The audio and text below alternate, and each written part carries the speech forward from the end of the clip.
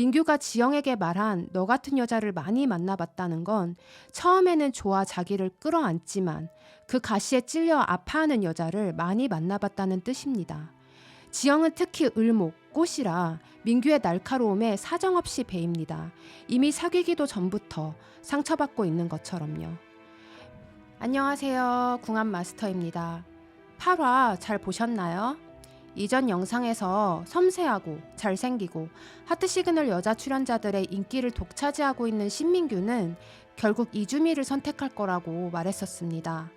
김지영, 김지민 같은 매력적인 여자 출연자들을 놔두고 민규는 결국 주미를 선택하게 될까요?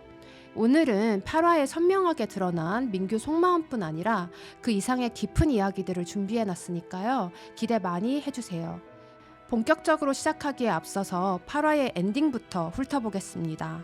민규는 지영과 데이트하고 와서 옷을 갈아입고 내려옵니다. 지영과 하루 종일 데이트하고 마지막엔 힘겹게 지영을 밀어내는 말까지 했습니다. 그럼에도 평소에 민규답지 않게 총총 날듯이 가벼운 걸음으로 미소를 띠고 와 자리에 앉습니다. 오디오로는 후신의 목소리가 들립니다. 왜 이렇게 웃어 민규? 민규의 대각선 맞은편엔 주미가 있습니다. 맞은편 지영의 표정은 심각하지만 술에 취해 얼굴이 빨개져 후신을 놀리는 주미를 보며 남들보다 한 박자 빠르게 웃음을 터뜨립니다. 이번엔 등을 보일 수 없게 앉아있지만 자신은 아랑곳하지 않고 제잘제잘 떠드는 주미를 뚫어지게 바라보는 민규의 강렬한 눈빛을 비춰주며 8화가 끝이 납니다. 심리적으로도 육체적으로도 지치고 피곤할 법도 한 늦은 저녁, 민규는 어떻게 그렇게 가벼운 발걸음에 설레는 웃음을 지을 수 있던 걸까요? 전날 주미와의 데이트로 돌아가 보겠습니다.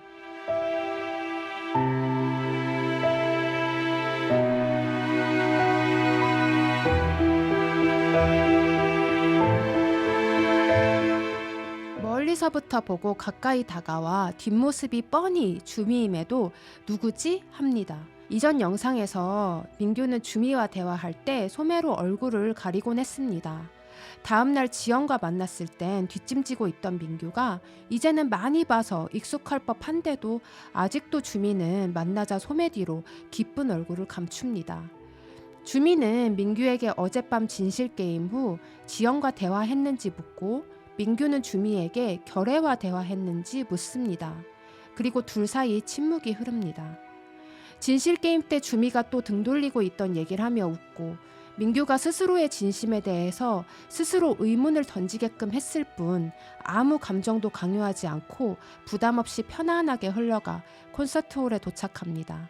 주미는 자신이 콘서트홀에 오면 보통 뭘 하는지 일몰을 볼 수 있고 사람이 드문 시간대가 언제인지에 대해 이야기하며 이 좋은 공간에 대한 상상을 하게 해줍니다.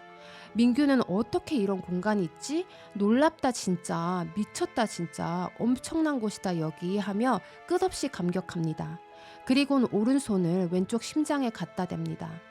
이전 영상에서 민규는 신금, 고슴도치라 자신의 가시를 두려워하지 않고 자기도 모르는 새 가시가 잠잠해질 정도로 마음을 말랑말랑하게 해줄 여자를 원한다고 했습니다.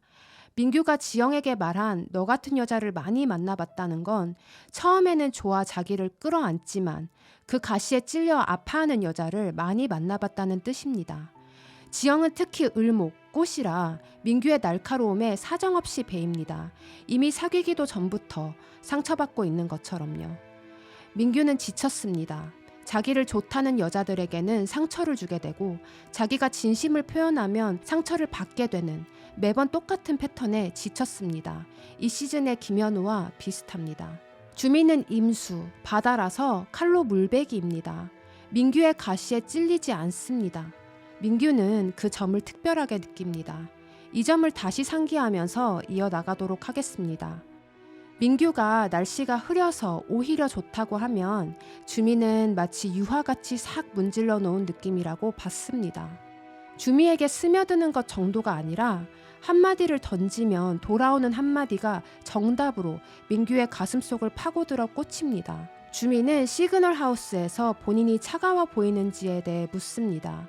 지민이는 밝고 어리고 지영이는 사랑스럽고 에너지가 많은데 자신은 그렇지 않아 물러나 있었고 의식하게 되더라고.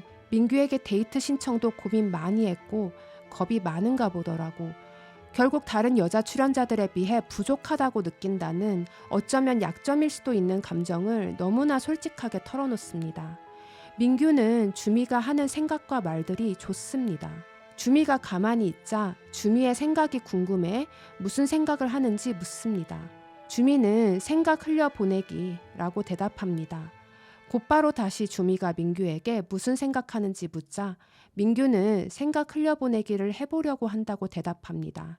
그리고 민규 눈에 눈물이 고입니다. 민규에게는 이 공간도 오늘의 데이트도 모든 것이 완벽하지만 그보다 더 벅차오르는 건 주미라는 존재입니다. 힘들고 혼란스럽던 감정들을 뚫고 솟아오르는 전혀 다른 차원의 감정과 깨달음이 있습니다. 그것이 차갑고 단단하던 감정을 뜨겁게 흔들어 놓습니다. 민규는 이제 결단을 내릴 수 있습니다. 아니, 내렸습니다.